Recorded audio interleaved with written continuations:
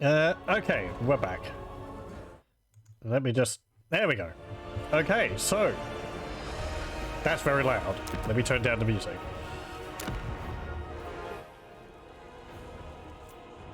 There we go. Okay. So, hello and welcome. We're going to be playing some Warhammer 3 Total War. It's been a while since I played this. Last campaign I did was a Kairos one, and I think that was... Oh boy. I want to say that might have been back in February? Maybe a month or two after that? I've been waiting on things. Mods primarily. And since then, a DLC has come out for it. Which I do have. So yeah. Yeah, we're going to be starting a new campaign in Warhammer 3. Also, the Immortal Empires campaign is out, so we're going to be playing that. That was also what I was waiting on. I think that that came out in June, July, or something like that. I don't know. I've been very busy this past year, so I am Prince and Emperor. Didn't have the time for streaming. As you can see, we have a bunch of the extra lords from mods. Not all of the ones which I would usually have are here, but modders are working hard. Give them a break. We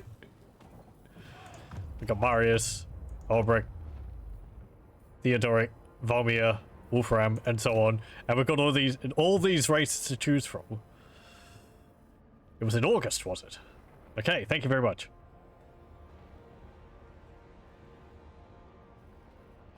Pardon me, I just have some tea. So yeah, let's see. Which one are we going to play as? I'm going to be playing as a modded faction. You can see Albion's here. I would have covered them as soon as they came out, but again, I was busy. We have two characters. Moridian, the murder queen. I think she was called Morrigan in Warhammer 2, but the OVN team has been very busy in updating the models. They look incredible. And we have Dural Durak, who has gotten a visual update as well. I remember I did a campaign as Meridian, and she was very focused on like AoE dots, spells which summon ravens, as well as flying on a raven herself and all that, which was quite fun. Leadership reduction too.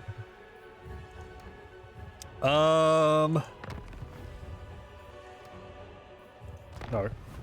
Change race. Yeah. Albion is quite a difficult start. Because, well, they start in Albion, or Meridian actually starts outside of Albion. Anyway, I think we're going to be playing as a Vampire Counts faction. We're not going to be playing as one of the normal Vampire Counts factions, because there's this mod here. We're going to be playing as the Curse of Nongchang. I'm going to be terribly mispronouncing these names. Apologies. This is from the... let me just have a look. It is from the Jade Blooded Vampires mod, I believe it's called.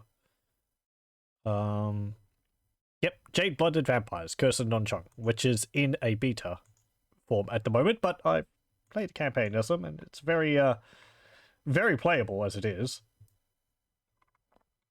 It is an entirely new Vampires Counts faction. They have some of their own mechanics. They have all of their own units with different visual appearances and all that. So yeah, they start in Cathay. So we'll be playing as them. This is our legendary lord, believed to have been either some nameless village girl or priestess sacrificed to contain negative yin energies. What remained of her husk has now become an unholy idol whose existence corrupts the very soil of Nongchang.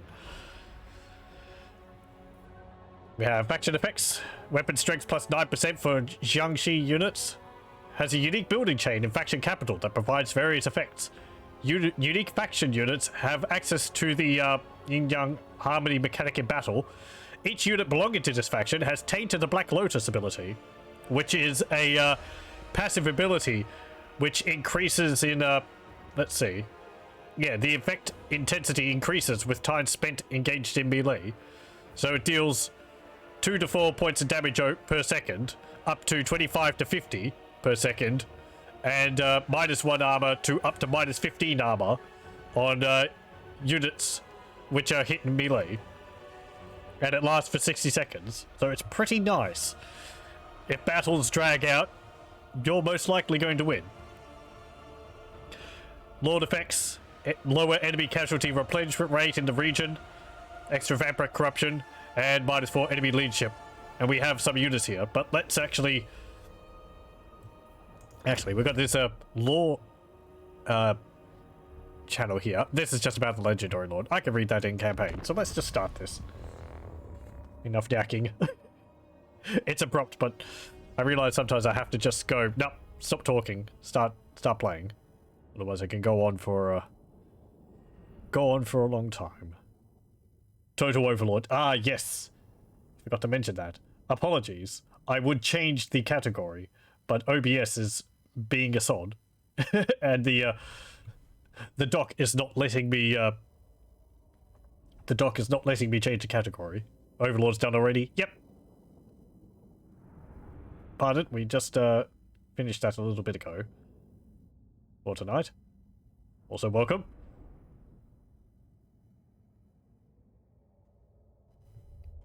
I might have to quit and load the dock again. Finished? No. No. We haven't defeated a second boss yet. We've gotten all the different minions, so I don't think I'd be able to run through the game in two streams. I don't know how long that game would take. I don't know what the I don't know if it's had any speed runs of it. I would say it seems like a game which would take quite a while because it's very linear, but that's kind of the point of speed running, isn't it? Finding interesting ways to get around that. You only own Overlord 2 in the box, but you doubt you ever finished it. I have both Overlord 1 and 2 on Steam. I never had physical copies of them. I think I like Overlord 2 more than Overlord 1. I think the humor in it finds its legs a bit stronger. It reminds me a lot of like Asterix humor.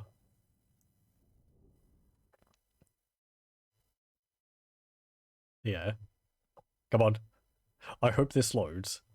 I've tried a bit on my own, and yep, there we go. Okay. Sorted out certain compatibility issues. Okay, so let me just save. We have the entire Warhammer world to play with. Holy crap. Let me just remove this dock and load it again. No, not the stats one. Stream information. Okay, will you let me put in Warhammer now? Not Dark Tide. I might do some of that. That game looks interesting. 3.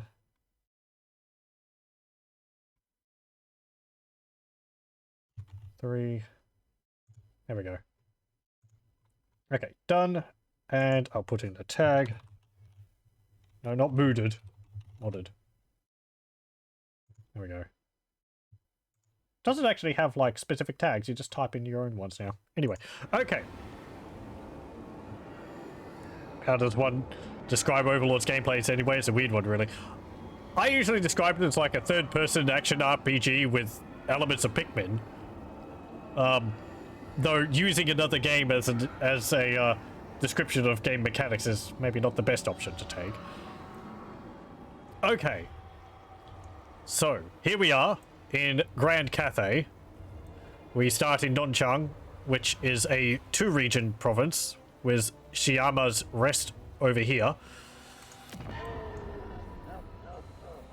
We have a level 2 settlement, and I'll be going over the Lord and heroes and all that. So we have our Maiden of the Black Lotus here. This cursed vampiric corpse emanates dangerously potent curses and attracts the transient hosts of the dead to its presence. We have, let's see, quite a few unique abilities. We have our own unique lore as well. You can get a mount, a haunted shrine. It's kind of like a corpse card, though it has some different abilities on it there. Grudges of the Dead, I think, is a summon spell. It summons like a unit of spirit hosts. We'll see them, they're unique ones.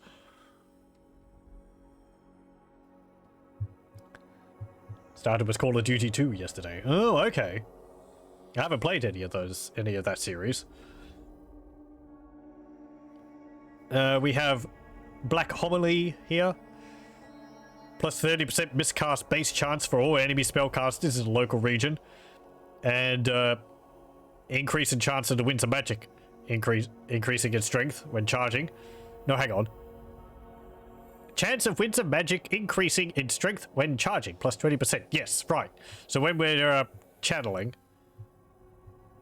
Winds of Magic have a higher chance of increasing in the region. We have Corrupted Vessel. 30% casualties suffered from vampiric territory attrition for enemy armies in local province. Plus 4 vampiric corruption.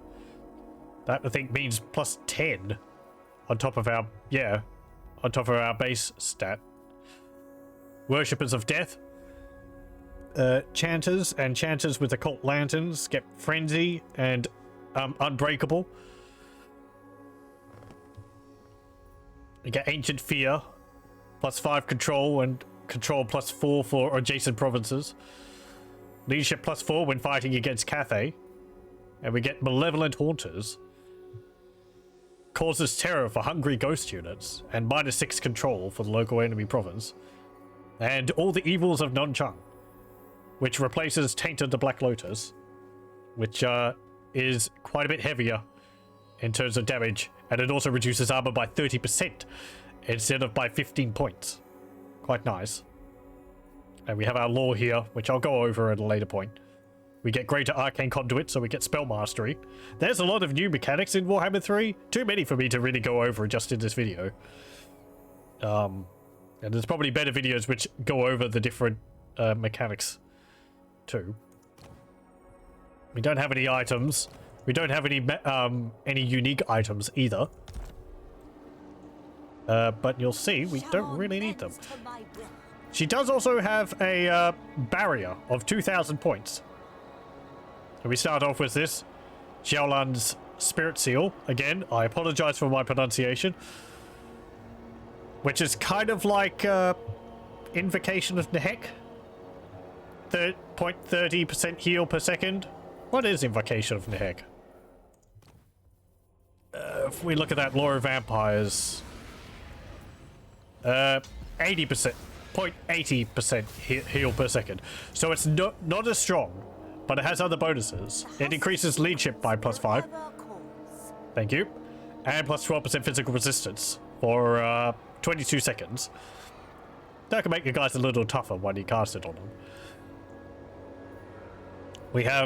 We'll talk to the hero first here. This is who's been talking.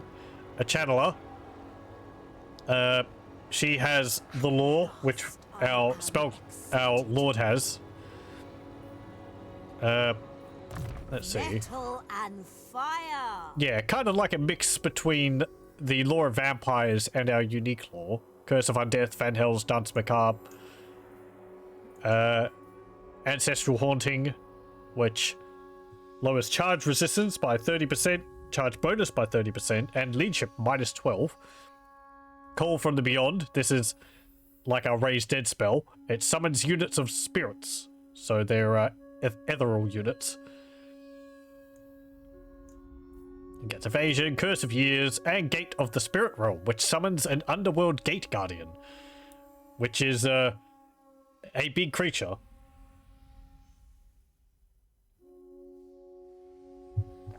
Think of it as like a giant with a few extra abilities.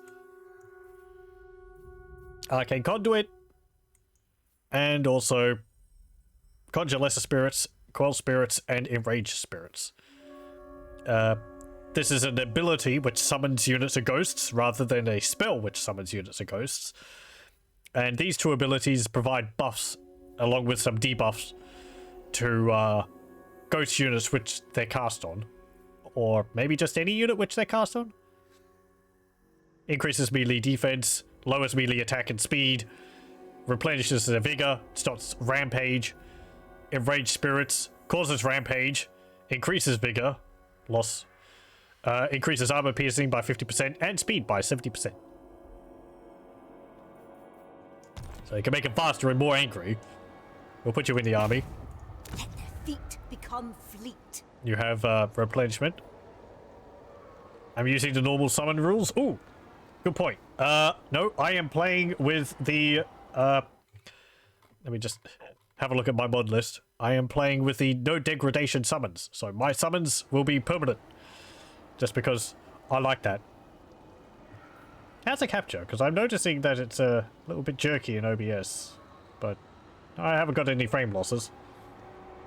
I shouldn't. My computer's pretty good. Okay, units. Hacks.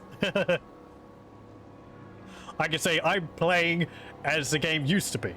Way back in Warhammer 1, summons used to be permanent. So I just like the idea of summoning like zombies and having them hang around permanently in the battle. I find it quite fun. This goes true for demons as well. Any summoned units hang around permanently. And it's nice. It works with every mod I use. We have Jiangxi. Unit of 24. They're individually quite strong. They're quite slow though. Low armor. They have Cursed Touch, lowers leadership by 4, melee defense by 20%, vigor per second plus 2%, magical attacks. Weapon strength is 82 with 62 armor piercing. They have this bound spell, Soul Vampirism, which they can use once, which heals the unit and replenishes their vigor and deals 60 to 120 damage per second for 12 seconds on the enemy unit, as well as lowering spell resistance and increasing their vigor. So they suck the souls out of the enemy. They have Yin Harmony, Hunger, so they regenerate health while in melee. Tainted the Black Lotus, our faction ability. So they also deal constant damage over time with some armor reduction. 20% physical resistance, cause fear, and they're undead. We have these, Returned Spearmen. Along with these, the Returned, these are like skeleton warriors. They have weakness to fire. They have rampage. They're expendable. They have charge reflection. They have yang, battle harmony, cause fear, and they're undead. They can hide in forests.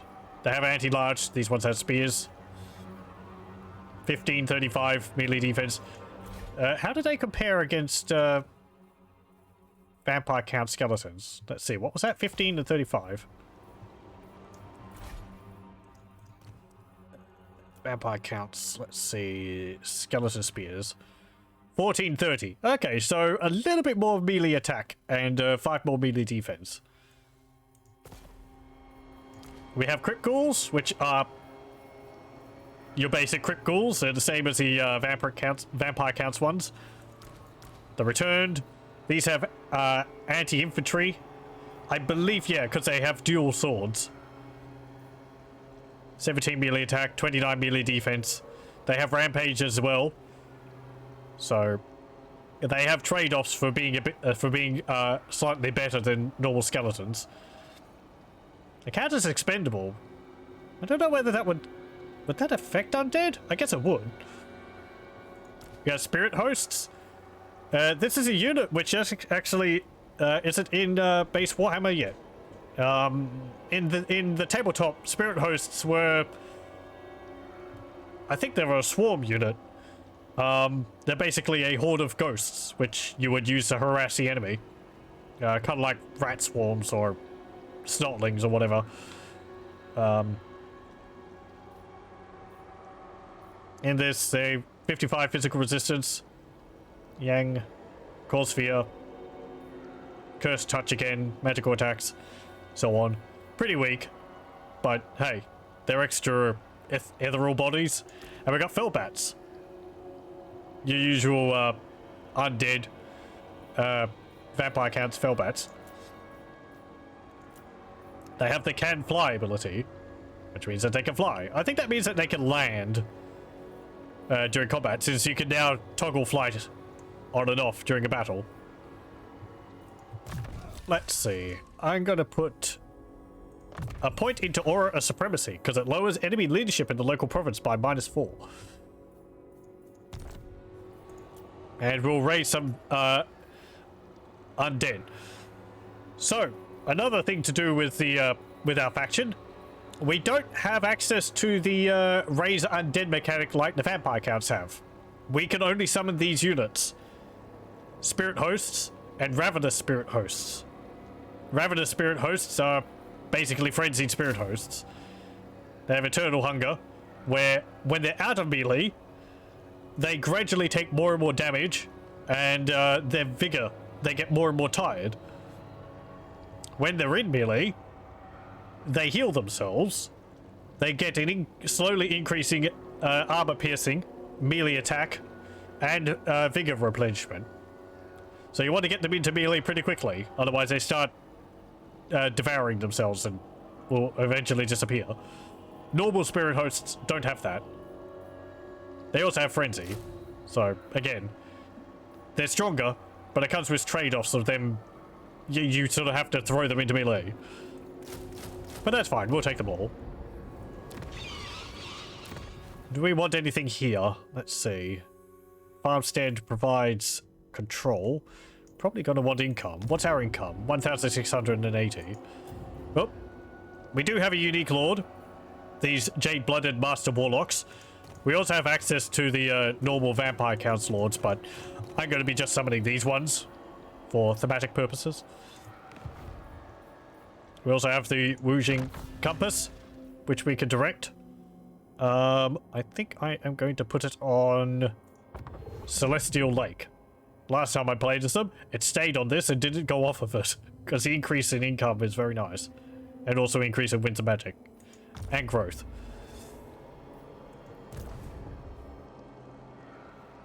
Right, I was going to go to the building. Let's see. I'm going to build a rotting mound. And I'm going to get rid of this Sinister Copse and this Forgotten Crypt. And I'll swap this over for the Forgotten Crypt over here. And then I'll probably build like the Cursed Fields or a Gibbet over here for some extra income for the next turn. Okay. My will does not bend. We have a lord here. Let's go fight them. They have Celestial Dragon Guard, Jade Warriors, Peasant, Spearmen, and Archers. It'll be easy.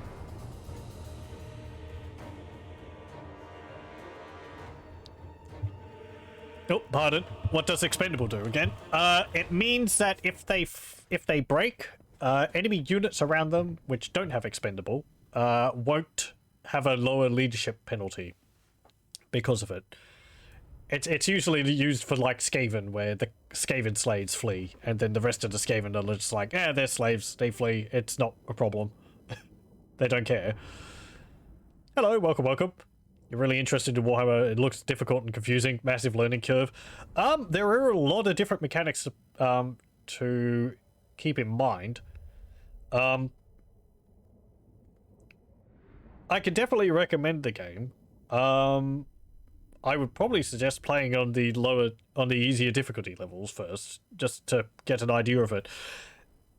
I feel a lot of the finer points of it don't really need to know. It's a lot of it comes down to like combat is at least like rock paper scissors.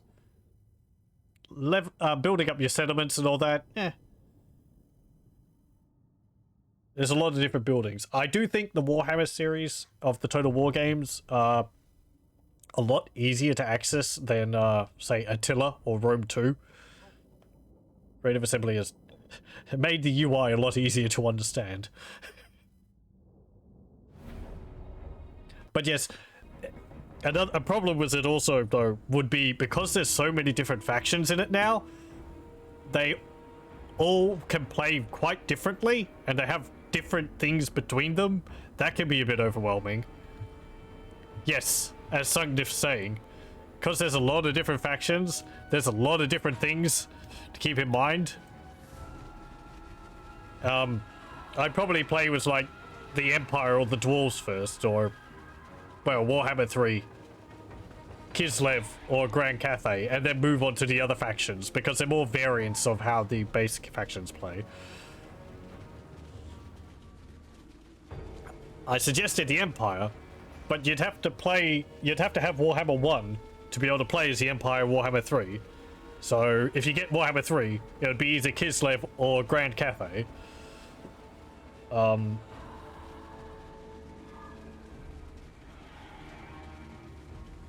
So all the DLC in previous games thing is a whole other bag of worms.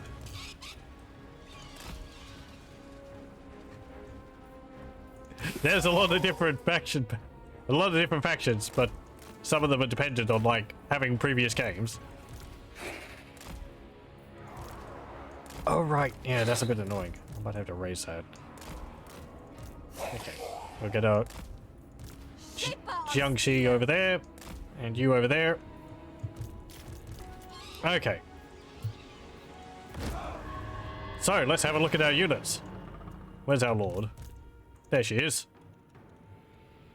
Or this vessel is. I kind of imagine it more like a animate doll than anything else. It's a very nice texture work on it. I like all the writing, or the runes all over the face, and all the little, I guess, spell seal cards or whatever all over her. We have our, what are these? These are the spirit hosts, which have quite a bit of variety in their appearance. Some of them are missing a head. Some of them are missing legs. Some of them have, like, flesh on their body. Other ones are just skeletons. It's really neat. And you have the sort of blue spooky effect around them. We have the enraged ghosts over here, which are red colored. Otherwise, they're pretty much the same. Yeah, you can see this guy here. He's got, like, flesh on his head, but no flesh on his legs. Just bones. It's nice variation, though. I kind of wish the zombies in the base game would look a bit more like that. We have our crypt ghouls. They're crypt ghouls. We have our unearthed laborers. These are the two-sword ones. They look all neat and rusty. They have a mixture of, like, fleshy parts and skeleton too. I think they're using the animation for the Vampire Coast, so they're stumbling around like they're drunk. But it looks appropriate for them being sort of, you know, really shoddily held together. And we have the ones with spears over here.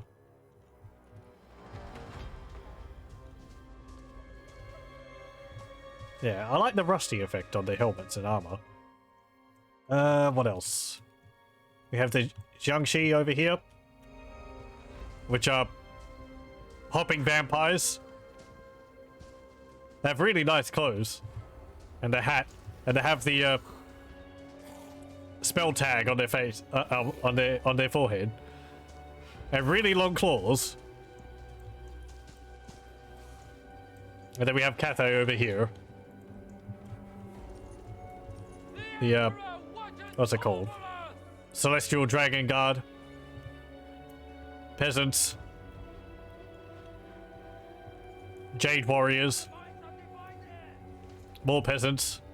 Have some archers somewhere. Yeah, there we go. And some more Jade Warriors. And their lord somewhere. Where is she? There she is. Cathay's lords are more spellcasters. outside of the legendary lords. Though they can get stuck into combat.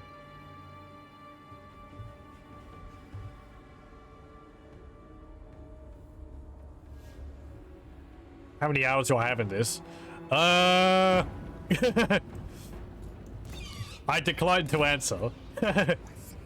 Quite a few. Several thousand.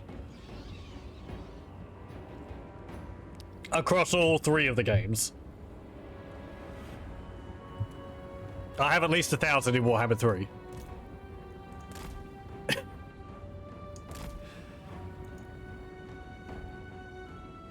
It's not all strictly playing. Some of it would just be like loading out campaigns to look at stuff, but you know.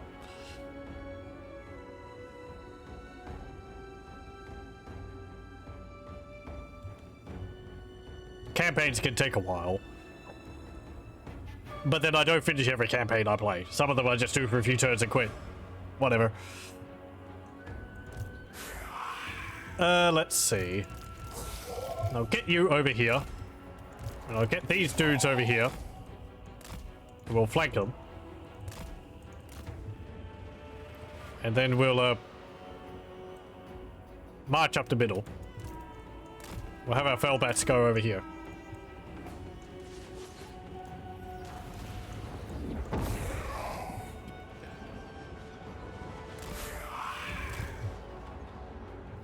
Okay. These units are ethereal? They have a resistance to physical attacks like these arrows, so we don't have to worry too much about them getting hit by them. We'll go charge them. Fellbats, charge into them. Charge in.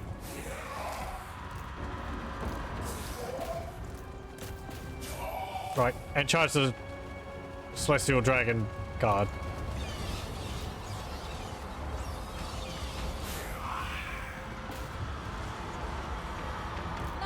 No, don't attack him. Her. Go charge them. Have a look at the Jiangxi, because they actually hop around. Really cool. Oh.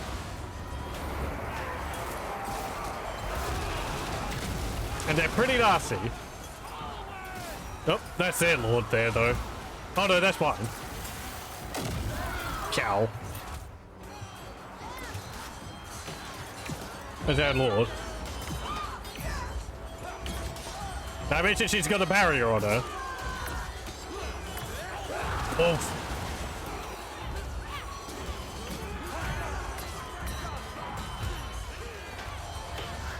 Oh, where'd she go? I like how she's animated. She just sort of lolls around and then suddenly bursts into action.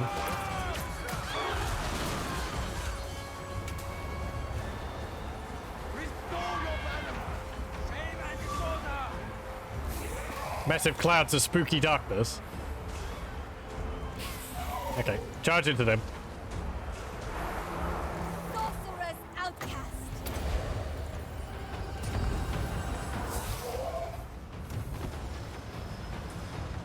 Cast on them. Actually, no, use your ability. This. Some of the spell effects in this are really good too.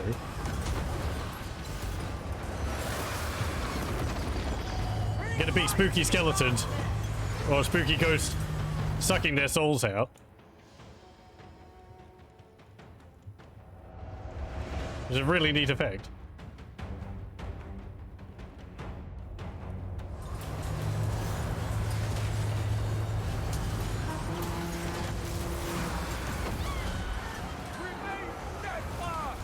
Okay, get down over here.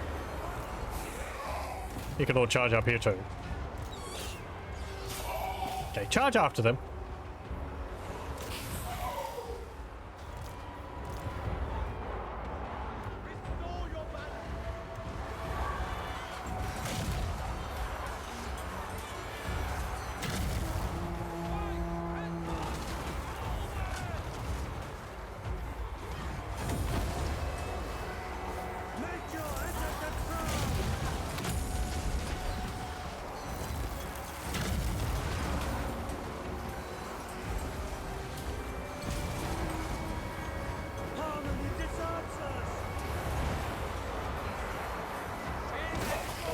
Come on, chase after them.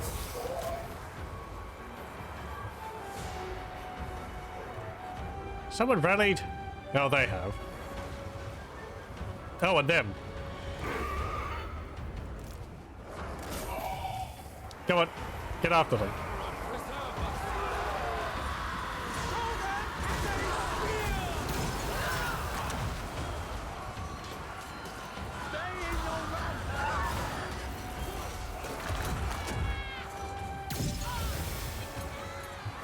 As I said, with our, let's see. We have the,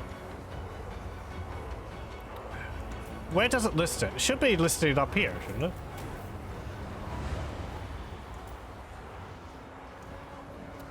We have the ability which deals damage over time. It doesn't look like it applied to them. Anyway. Yeah, it should be applied on them.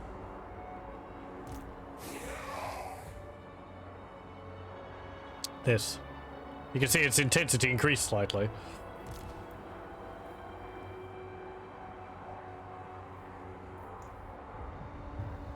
Yeah, I thought it would have been up here. This ability up here is wounds. This is a new mechanic for lords, I think heroes, and larger, like, single entity monsters. They have a wounds ability, which means when their health gets low, they will actually start taking penalties to their some of their stats. It sort of stops a like a lord mounted on a dragon from being really powerful for the entire battle until they die. It means that, you know, if you get them close to death, they will start to be a bit weaker. Single entity units, yes, thank you. I was thinking of an acronym people use, SEM.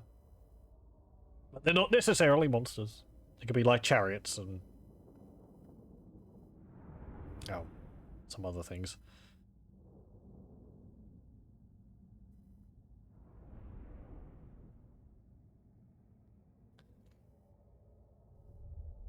Based on your own campaign times, combined game with DLC has about 2,000 hours worth of content. Yeah. There is a stupid amount of content in this game. I was a big fan of Warhammer Fantasy before this came out, so the game existing and Creative Assembly making it is just like... I really like it. There are... there are negatives to the game. There is a stupid amount of DLC. Maybe there shouldn't be as much as there is. The blood DLC is something which is a bit sometimes Creative Assembly has some, like, odd decisions when it comes to patching and so on. But overall, I'm quite happy with the game.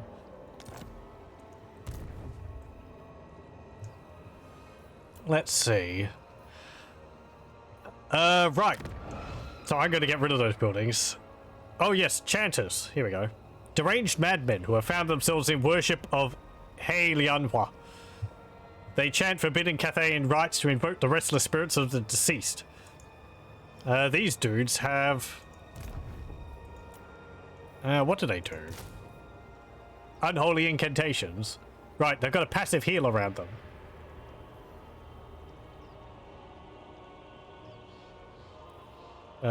Yep. They passively heal very slightly. Units near them over time. Increases speed by 20%, leadership by +3, and vigor replenishment as well. Which, considering a lot of our units are focused around outlasting the enemy, that's really nice to have. Means our units will always be fighting in tip-top form. Vigor is huge. It is. I don't know. I'm just having a look at my mod list. I don't know if I've got a mod active which shows the effect of fatigue. There is a mod called show me the fatigue. No, I do not have it active. Okay, there was a patch up recently and I don't have all the mods I would have been playing with active because some of them hasn't been updated. But it actually shows you in the stats the penalties you get, because the penalties from fatigue loss are quite significant. It lowers armor, melee attack and defense stats, I think, as well. Let's see. So, this looks like the normal vampire counts research tree. It is customized for our faction, and there are some unique research in here, like this rampage, rebellious dead, which gives rampage for unearthed laborers and missile damage increase for them.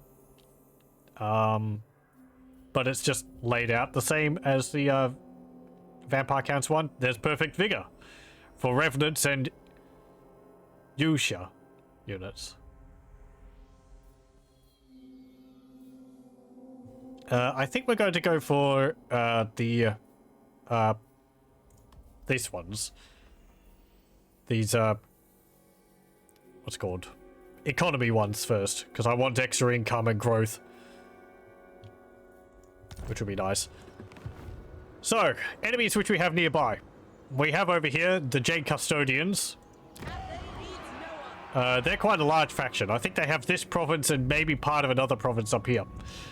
In this settlement here, Xingpo, there is Clan Eshin and Deathmaster Snitch. I think there are some orcs which start up in here. Over here is some dark elves. I forget what his name is. Let me see. I always forget his name. This dude, Lockyer Fellheart. We have some vampire coast down here. Just a generic faction. Some more Cathayans. Some Norskans over here, which I don't think last very long usually. Nope, that's too far. Over here is a Lizardman faction, Nakai the Wanderer. More Cathayans over here. One of the Cathayan legendary lords is over here. Miao Ying. Going up here, we have Zhao Ming up here in Nangao. The Great Wall. Wei Jin, the capital. And we have a another faction up here, Zinch, led by Village, the Curseling. There's one of some other Norskans up here. And we've got a Ogre Kingdoms over here. There is actually a Vampire Counts faction here in the Haunted Forest, led by Helman Gorst, who's all the way over here now. Getting allied with him would be very useful. He's about the only person we could have as an ally. Let's see. I'm going to get Foster Terror, or increased growth and, what was it? Construction cost reduction. Okay, and you can hop in Nongchang and get those. There we go. Enter. Do I play tabletop? I used to a little bit. I was more in it for the painting than playing games. But I do have some armies. Pardon me. I haven't played tabletop since like 2009. So before the end times, before Age of Sigmar. I have a Skaven army, which is about 2,000 points. I have a few vampire counts. As I said, mostly I was in it for the painting, so it's like a collection of different factions units, which I like the look of. I have some Warhammer 40,000 too. I think I have about a 2,000 points of Necrons. maybe about 500 to 1,000 of Dark Elves, Dark Elder. Am I forgetting anything?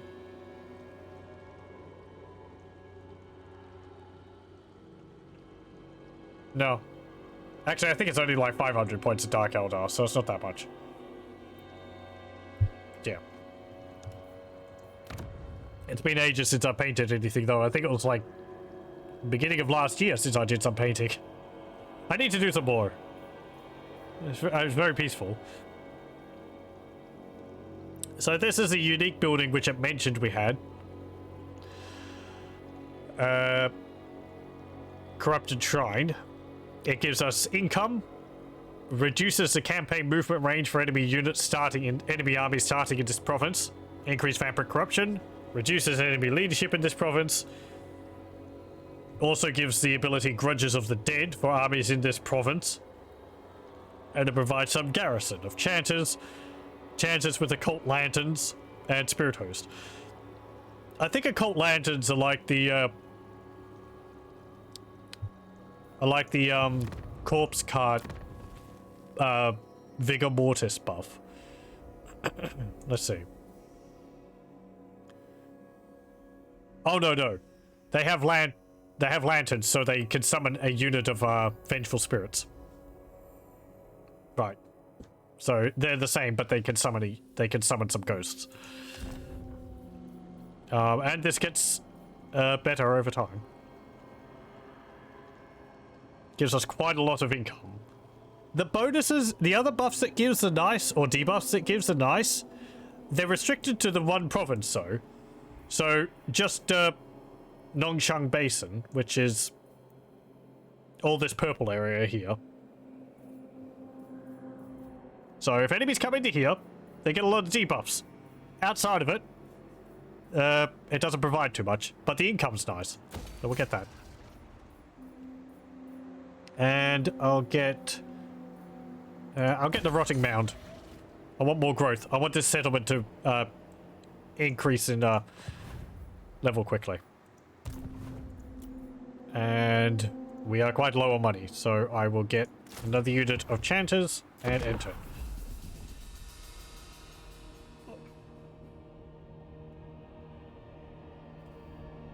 We'll probably be sitting here for a little bit, building up our forces.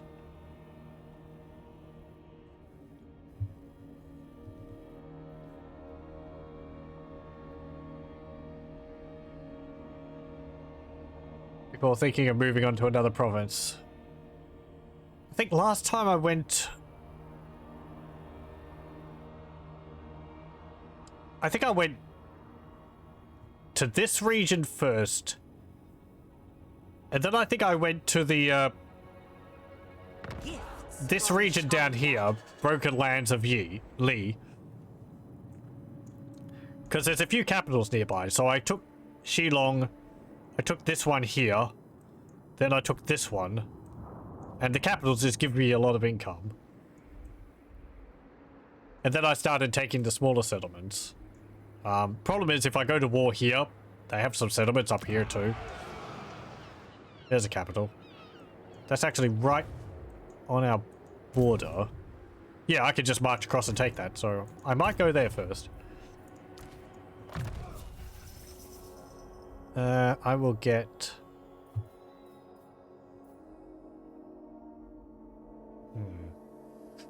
We'll get spells on you. And on you, I'll get the Restless Dead. Because I want Undying Hordes for increased casualty replenishment. Immortal Horror. Lightning Strike could be useful. Uncanny Presence. Yeah. Let's see. We'll get some more ghosts. The ghosts aren't too strong, but they're bodies.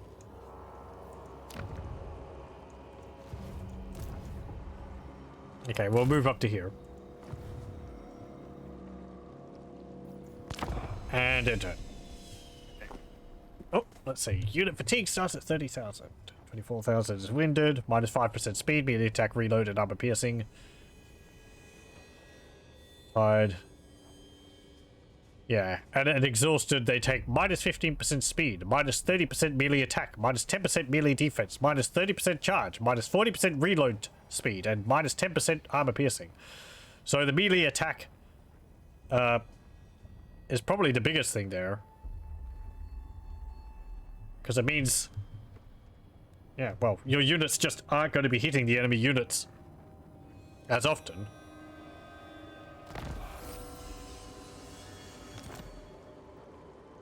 It's really useful. Or it's really important to keep fatigue in mind. Hello! Welcome, welcome. Let's see, so where are your armies? Over there. It is acceptable. Naturally. Maybe I should go for that settlement first. If you have an army over there and not over here. Yep. I'm going to attack Shilong first. Rather than Jiangxi. Okay, enter.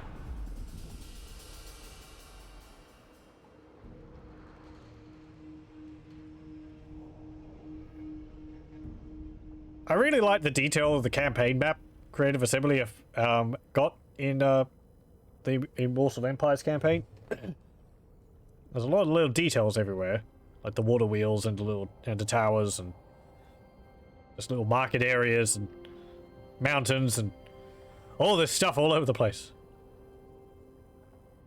I do kind of wish the map was shaped a little bit differently. Overall, it's fine. It's a bit of a problem in poor Nehekara, though, where the Tomb Kings start. It's a little squished. I think it affects that area the most. We'll level up that.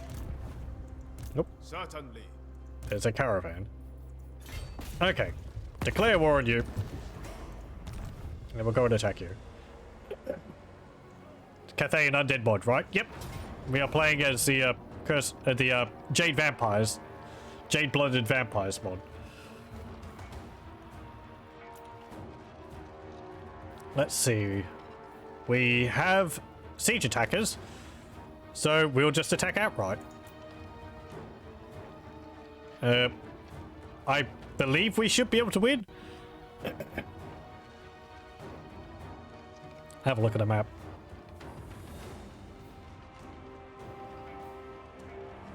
Yeah, there we go. Yep. Okay.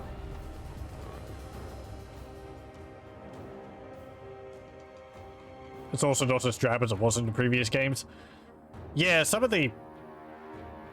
If we're talking about the historical games, some of them, like Rome 2, the campaign map didn't really look terribly interesting.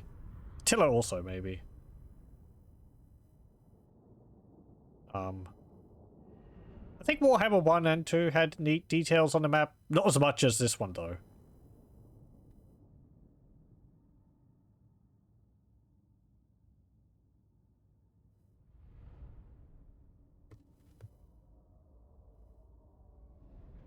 I wonder if they'll expand some areas of the map. There's some rather large land masses which don't have any settlements in them, which they could expand into if they wanted to. I'd be up for it, even if they don't end up adding factions to really inhabit those areas. Just more land to fight over. I'd also maybe like more islands around the oceans.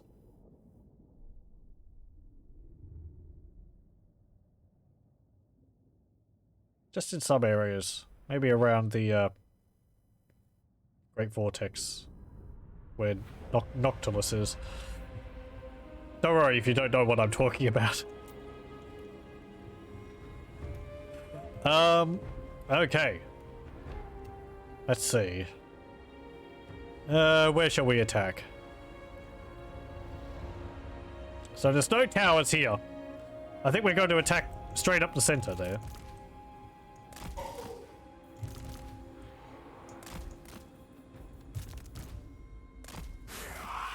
Okay, and we'll get our chanters just behind them. There we go. Let's have a look at our chanters. Where are they? Nope, there they are. So yeah, they're very purple. Nope, that's the ghosts. That's the spooky ghosts. That's not enchanters. Disease is a boon. There we go.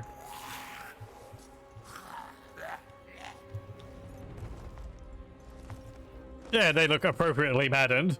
I believe they're using the animations and some of the models of the Nurgle cultist. They're using the voice of him. So.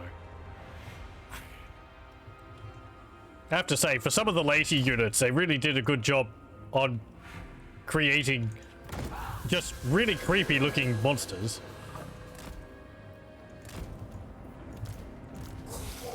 Okay. Charge the gates. I forgot my birds. Oh, I did. My fell bats. Get over here. No. Oh well, you managed to draw some of the archers away. You're confident they'll release Nippon as DLC? See, I'm not so confident. I don't know. It depends on whether Games Workshop, I think, is going to like want to expand the faction.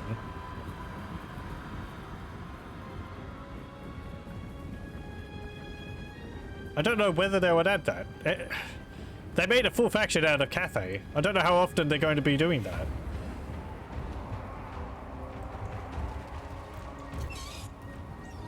I'd be all for it. Really, just more of anything would be good, but... Destroy them! Shaper of steel. Okay. Go that way. Split up. Half of you one way, half of you the other way. Okay. You're one group. You're the other group.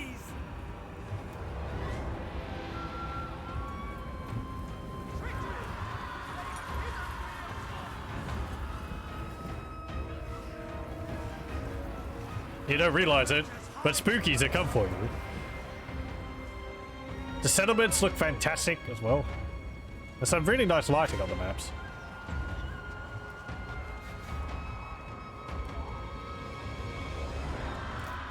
If I had a stronger graphics card, I might be tempted to put the shadows up, but I haven't spent like $2,000 on that.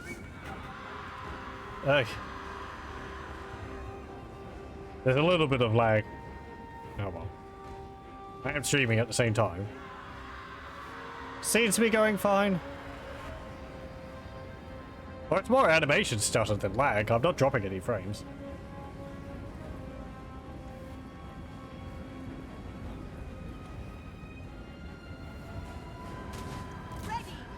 Okay, gates are open. Go after them.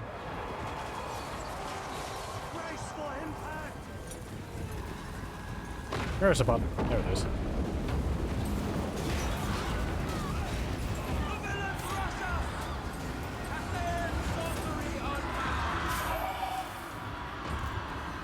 Nope. So, I don't think the cultists are really that good at fighting. They're better sort of hanging around just providing their buffs. And they're not undead, so they don't gain the benefits of their buff. Praise the Earth, Father. No Nurgle to pray pray for here.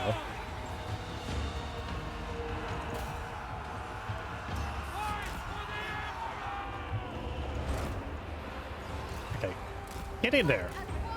They're all hanging around the gate.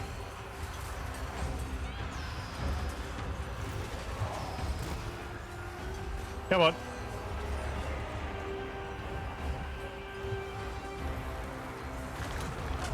Sorcerer of secrets. Moon Dragon, protect us!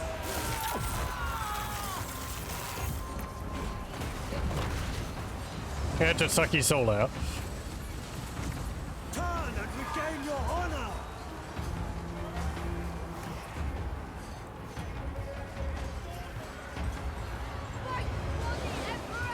Okay, you in yet? No.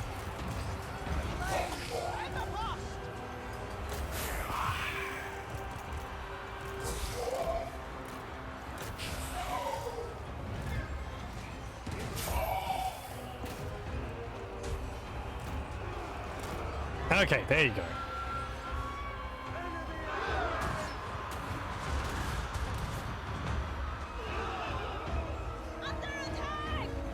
Hello, welcome, welcome. There's a match combat mod for Warhammer 2, which got ported to Warhammer 3 yesterday. Oh yes, I think I saw that. I haven't got it. I'll have to have a look at that.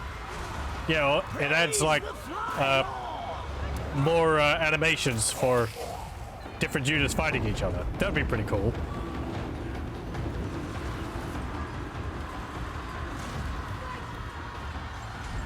So hello, welcome, welcome. I'm looking greenish. Am I?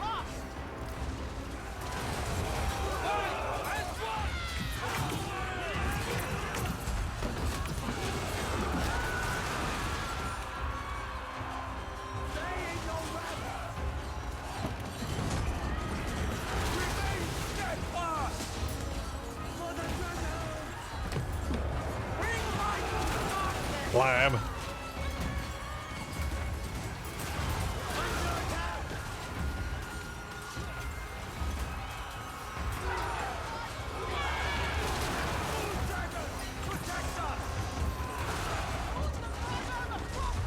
I do like the animations I've got on them. Okay, Felbats, go up there. Maybe you can deal with those. Actually, no, fly down here to Jade Warriors. They're close to breaking.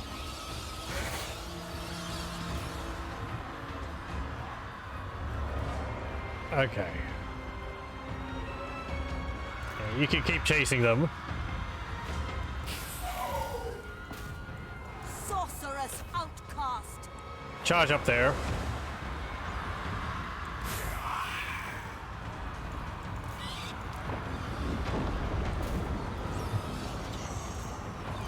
You might be looking at our army and saying, geez, you haven't really suffered many casualties for this brawl. How would you end up defeating this army? Well, the main weakness of this faction is magic. Since a lot of your units rely on physical resistance, being spooky ghosts or undead with a weakness to fire, the Cathayans have access to a very handy spell for dealing with us. I don't think they have it though. It's like a dragon breath spell which just utterly just annihilates entire units. Really nasty. Versus us.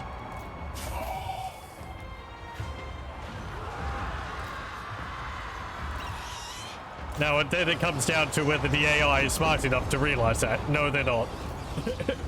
Oh well. They'll use it, but not with like the intent of countering us.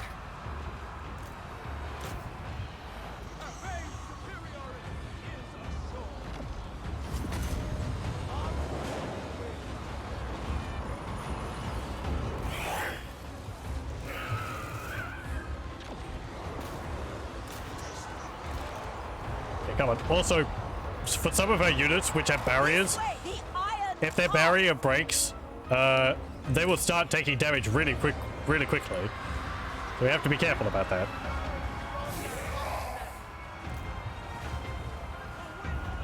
Warp stone and steel. Come on, cast a spell. There we go.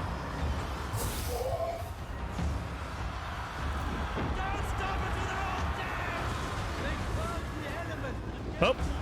No, my Felbats! Baddies, no!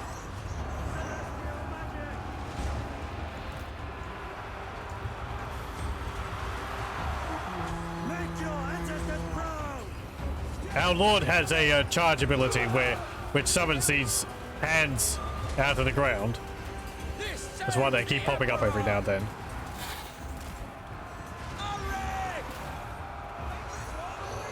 That's when she decides to charge the enemy. Come on. There we go.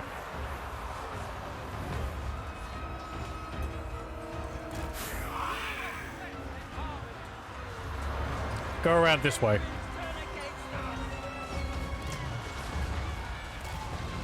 We will the yin and yang. Okay. Our foes turn towards us. And go jump into battle. They are charging. Maintain order.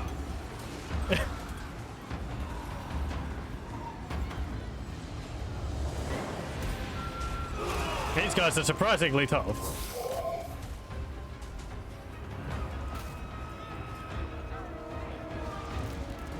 Oh, one of our units have rampaged.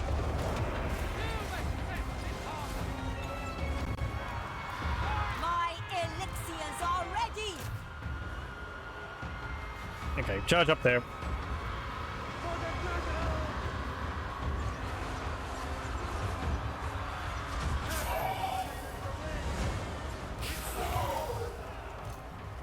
Cathay can be a brutal defensive army if done correctly. They can.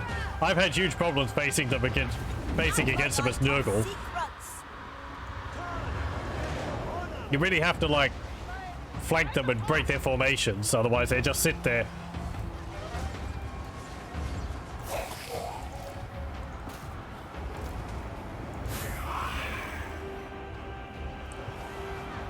Absorbing all the damage.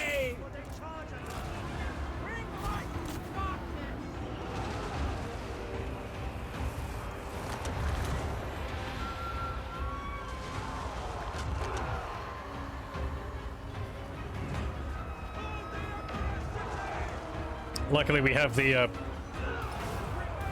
damage over time abilities? We should.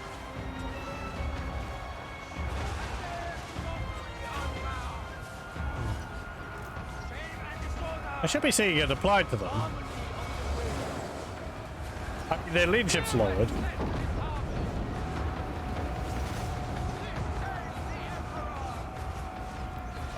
I'm not seeing their speed lowered.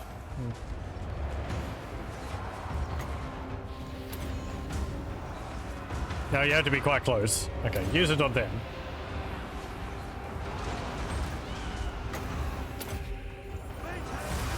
And heal them.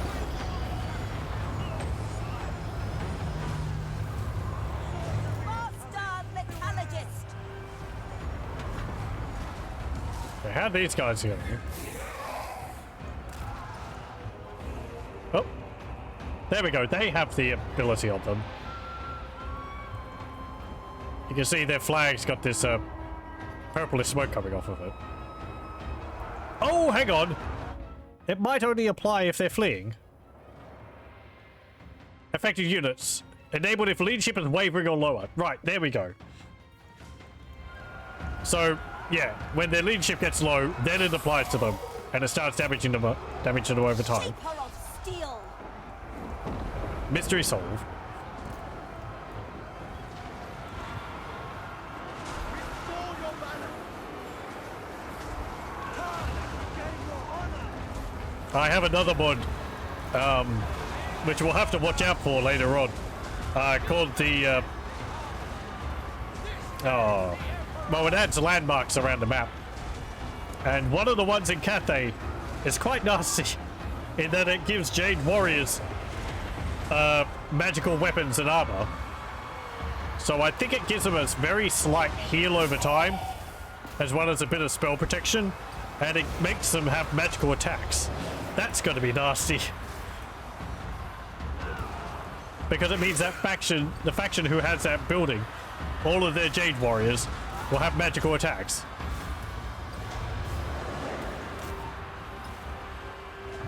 That's been a pain when I was playing as Nurgle.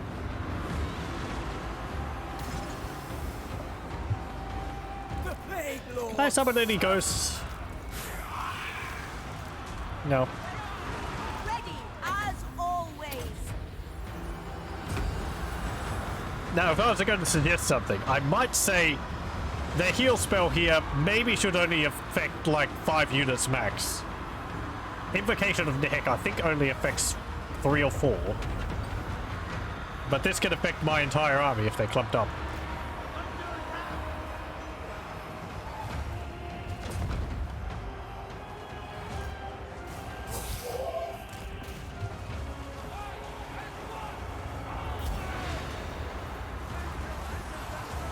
Come on.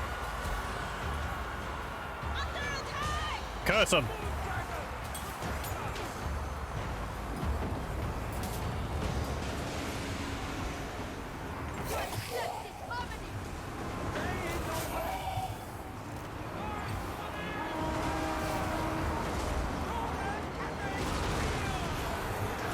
We do hit heal cap though. You can see how Jiangxi won't heal anymore. This little bar here.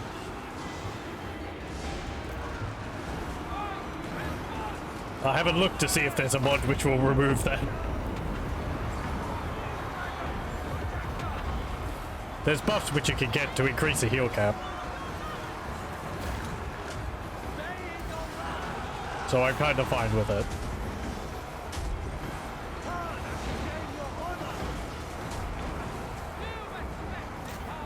Okay, charge up.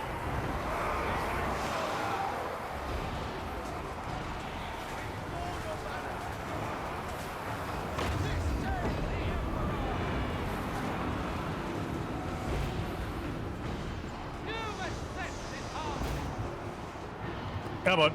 Is there a square up here we can take? No. Okay. Oh, over there. Maybe? No. It's just a market square. Right. There's one here.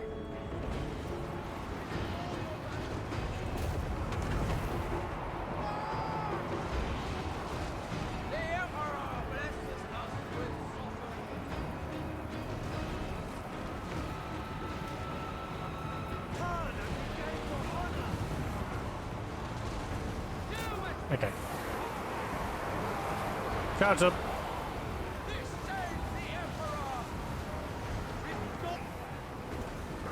Are you still not cursing them? I mean, they're broken, haven't they? Yeah, they're broken. I'm guessing you're hitting them. Attack the barricade. How does it work? So it's not on hit.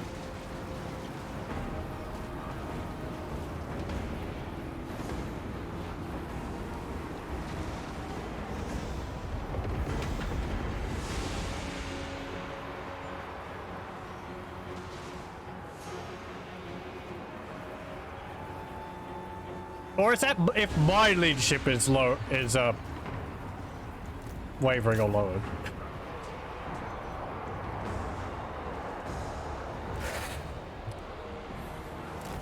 It can be a little difficult sometimes to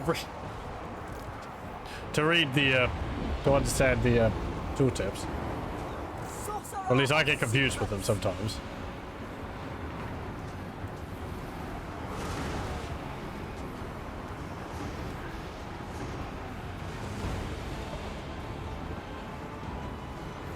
We got our criticals poisoning up here, which is very nice.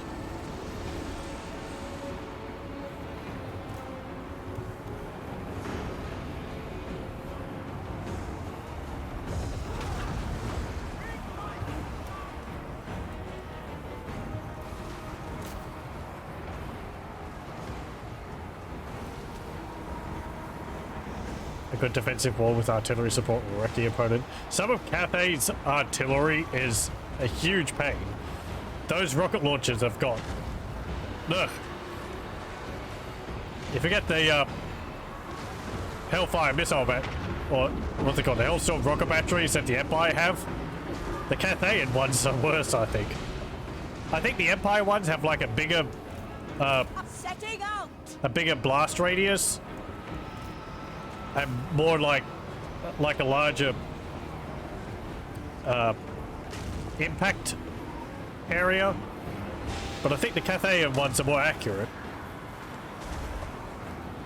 They hit a smaller area, which can do a lot of damage to a single unit. I haven't done a side-by-side comparison of them, so.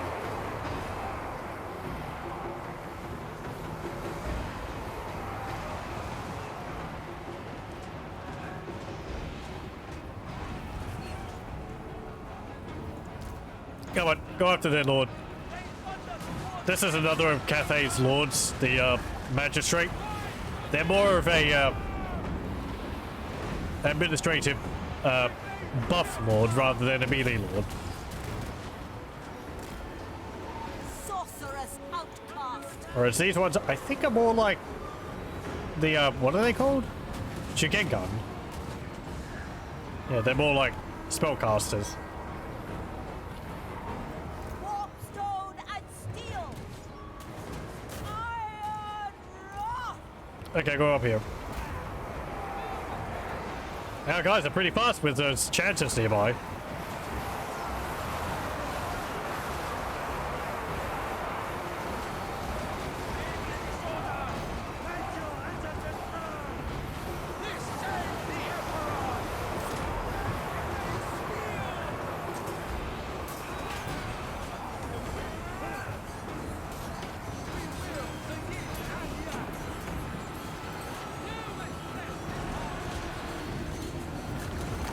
Restore your balance.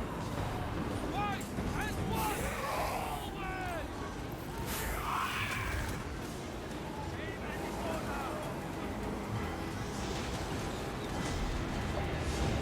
Have we shattered them yet? There we go.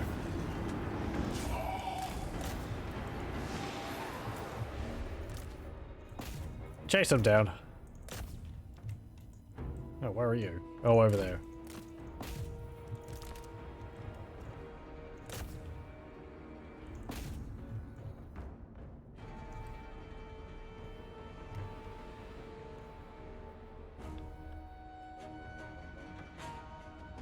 Okay.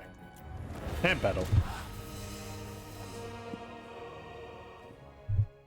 Let's see.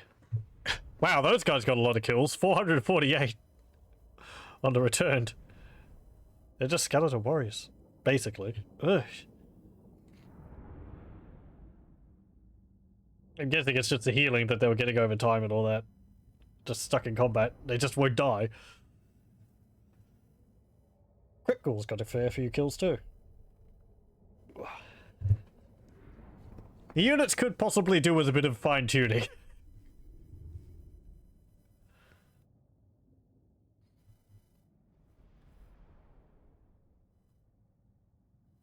Maybe lower leadership.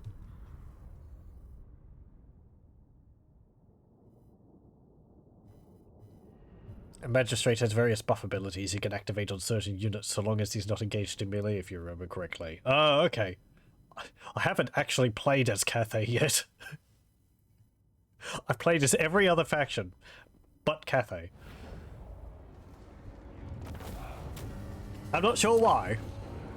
I like having a faction still waiting for me, which I haven't played as yet. That doesn't mean that I've played as every lord. There are some lords of factions which I haven't played as yet. Just the base game ones, that is. Let's see.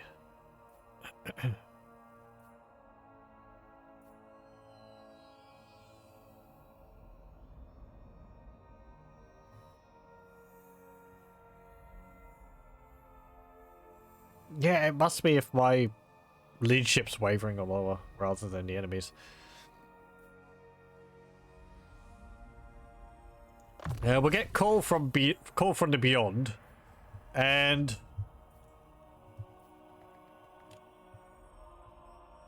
I'll get Van Hel's Dance Macabre. The melee attack and speed buff on that's nice. And we'll get Undying Horde for extra replenishment. There we go. We didn't actually lose any units. Okay, and we'll upgrade the corpse pit and end the turn. Magistrate's just a bureaucrat with a sword. I kind of like that. From what I've heard, I feel like he could lean more into that role. I think he gets a bonus to like sighting if he's in a balloon, like forest spotting or something like that.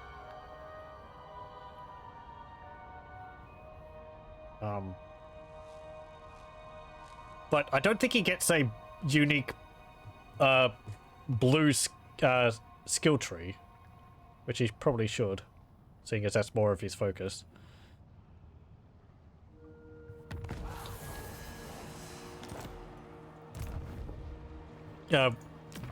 Blue skill tree. This one down here.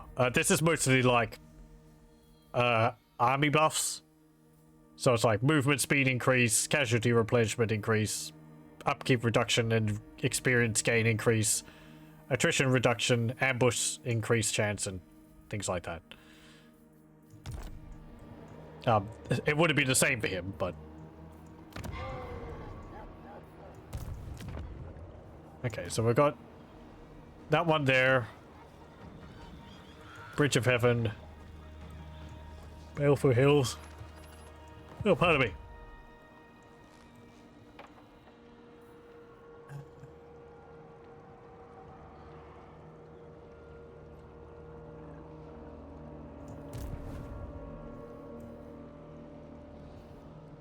Yeah, we'll go up here. And then we'll take this Bridge of Heaven. And turn. We have the icon for the Blood Kisses. That's a Vampire Count faction ability where every time I think you defeat an enemy legendary lord or the leader of the faction, or you perform a hero action successfully, you get a Blood Kiss, and you can use them to get unique Vampire Count lords from the different Vampire Count clans. I won't be using it, and I don't think we get any of them playing as this faction anyway.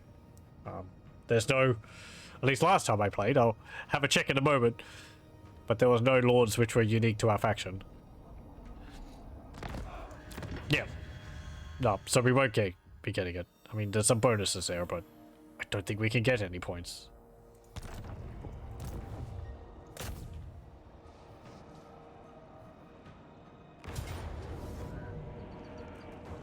Okay.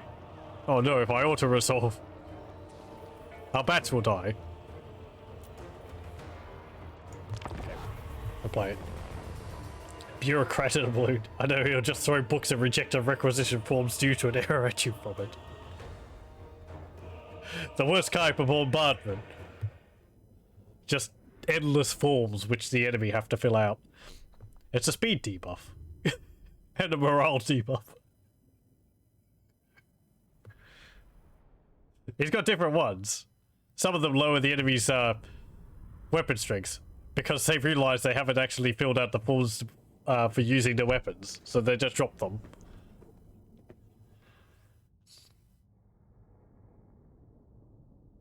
It's like in Discworld, where Ankh-Morpork's method of fighting enemies is that they start calling in loans of their attackers. That dissuades their attackers pretty quickly. They're like, oh, hang on. You realize you're using my armor and you're attacking me with my sword? Who did you buy it from? Yes, that's what I thought.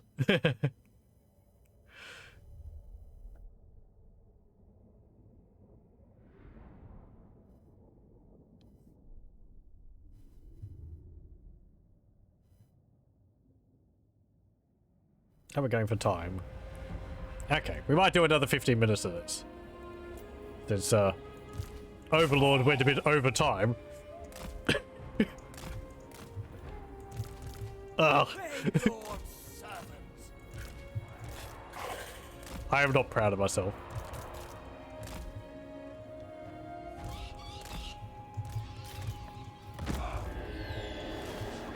Nope. There we go. Okay.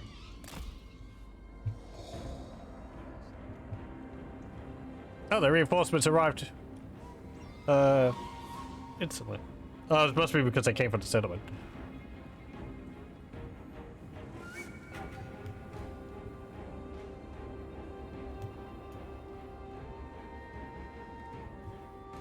Again, these battle maps look so much nicer than the ones in Warhammer 1. The way they've done it is they've actually got like a huge 3D area modeled, and battles take place in different areas on the one big map. So you'll be looking at a place, you'll be like, oh, that's where I fought last time, or I fought over here. Or like, there's an area down there where a crossing battle occurs.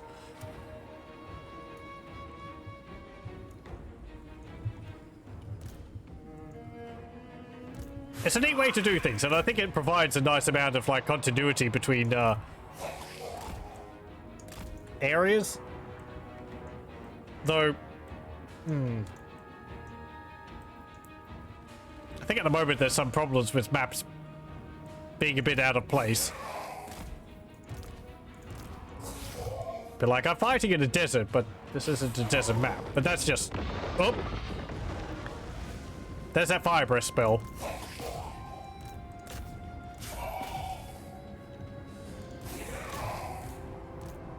And with our units getting clustered up because of our almighty blob, that could be a problem.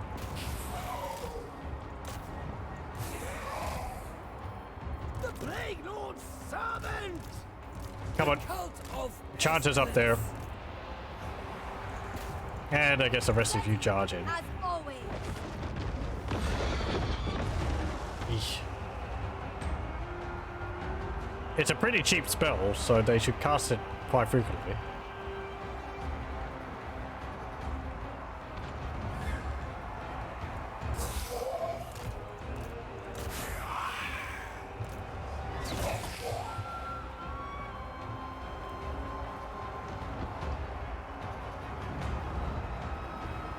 Cleanliness is blasphemy! Ow! Stop that. Sorcerer's outcast. Okay, let's summon some ghosts behind them.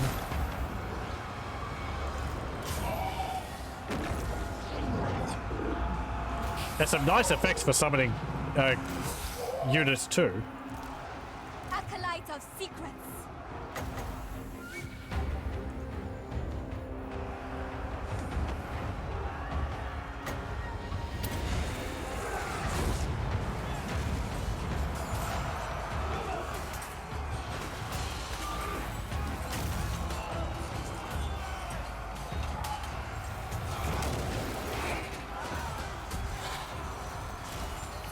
While I like the mount the Lord gets later on, you do miss out on all the neat combat animations. Because it's basically just like a corpse cart, so you don't get all this stuff going on, which is a bit of a shame.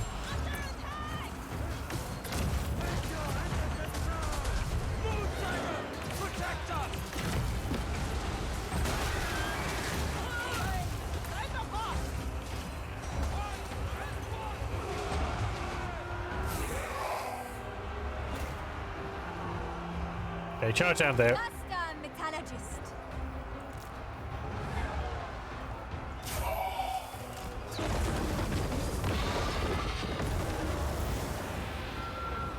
Yeah, you can see the damage that dealt on them. Didn't kill any of them, but it's whittling down their health. Nope, they've been cursed.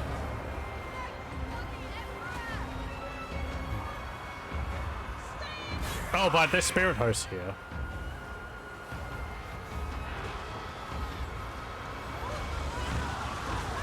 Okay. Does it reapply?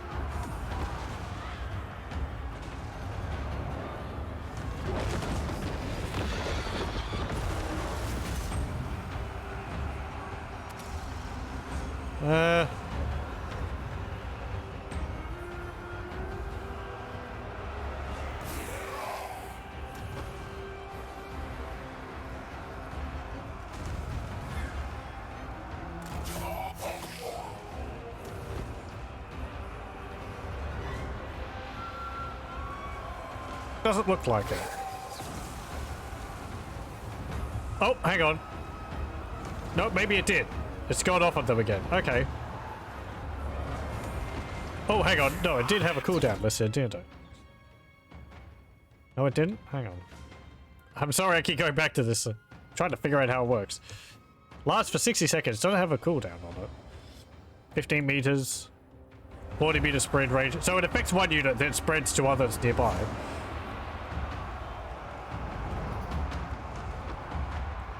And the longer the unit has been around, the more damage it deals. Or the longer your unit's been in combat, the more damage it deals.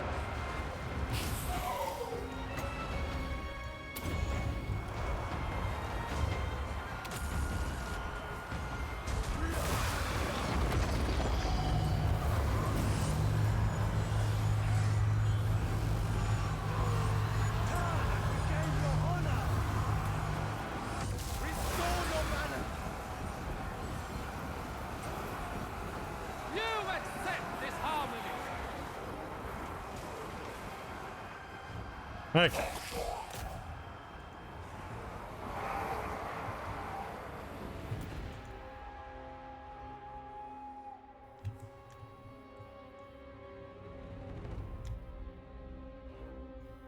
Yeah, just a battle. This is a settlement battle, so we don't need to kill them all.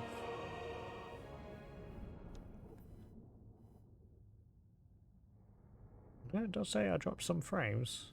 I'm guessing that was just from loading.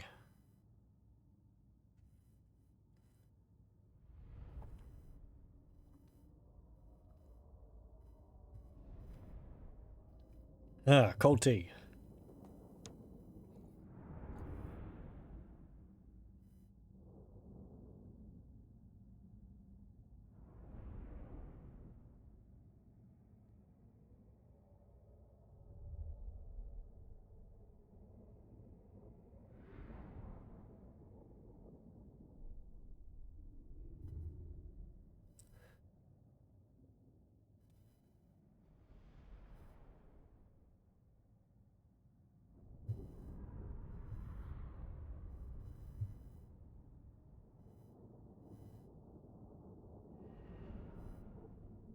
Nearly there. Loading takes a little bit. I do have it on an SSD. There we go.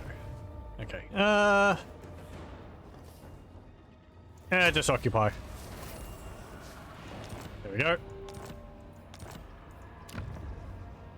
Another dock, so we'll get some more money from there. I'm going to get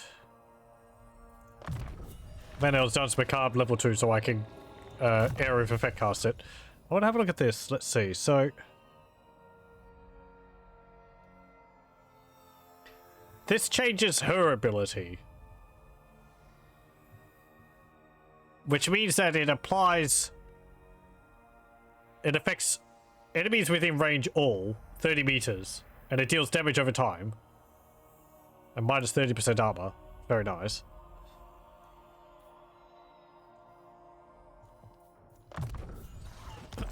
And I think that only affects her. Yeah. Okay, and we'll level you up. And enter. Oh! Yulong down here has a Skaven Undercity in it.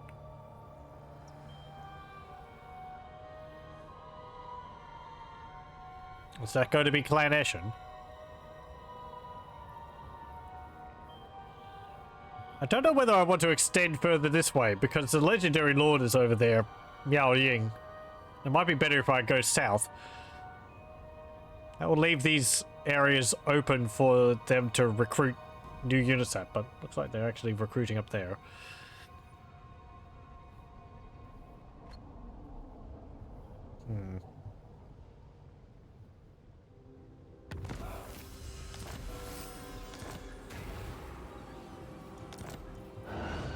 Let's see. Yeah, Clan Ashen. Den, subterranean strip mine, and an underpass.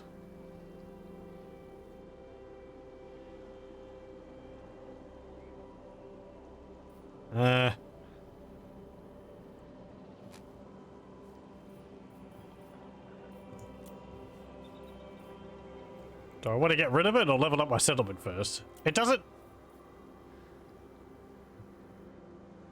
It increases Skaven corruption in neighboring provinces.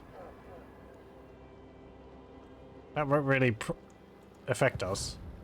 Oh, we're actually at war with you. Okay. Yeah, I'll get rid of it. Get out of here, Skaven. Okay, we'll head down this way, and then we'll go for Bamboo Crossing.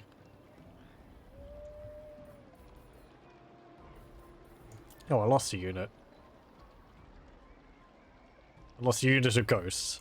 Okay, we'll get another unit of Ravenous Spirits.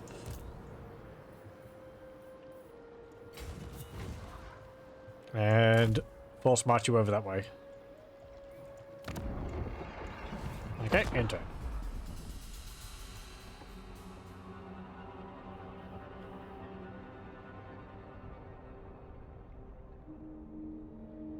I think I'll actually call it here for tonight. Come the next turn. It's getting rather late, and I won't be able to fit in another battle in the by the time when I would be wanting to end the stream. So I think we'll leave the attacking Bamboo Crossing for next time. Oh, you want to trade with me?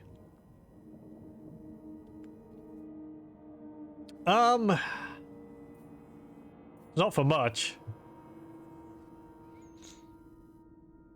Nah.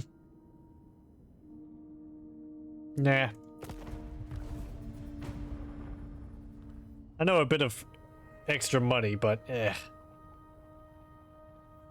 want to kill all the living factions, not ally with them.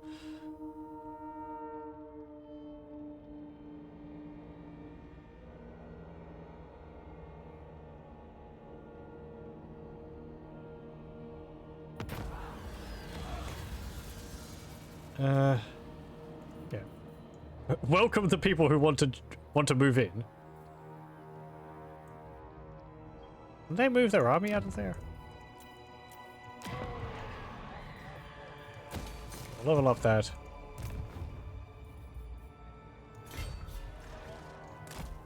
Oh no, they didn't. My will does not bend. No, they got their I peasants serve only the dragons. and that. Okay. Can I see what's going on over here? No. What about here? Village of the Moon's been taken. Where's that? Is that over here? Or here? Yeah, here. So Skaven have got that, that, and that. Orcs have got Kunlan up there and Jade Wind Mountain, which is over here, I think.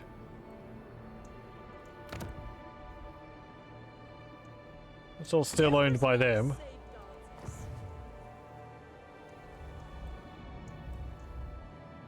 That's been raised. That's Nakai's temple faction.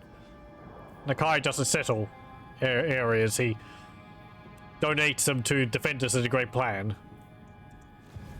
There is some wood elves in here, Jungles of Xi'an, but in my previous game they were extremely passive, and they actually allied with me, so I just let them be.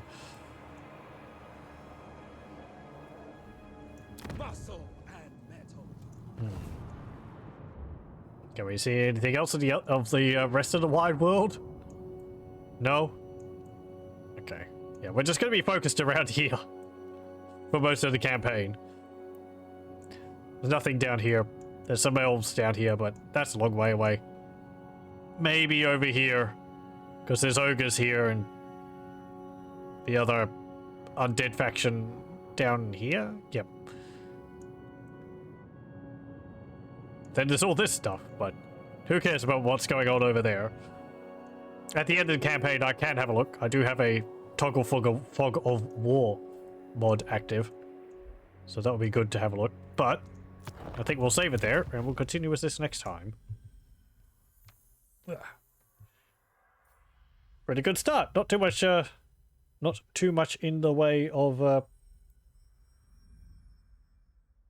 problems.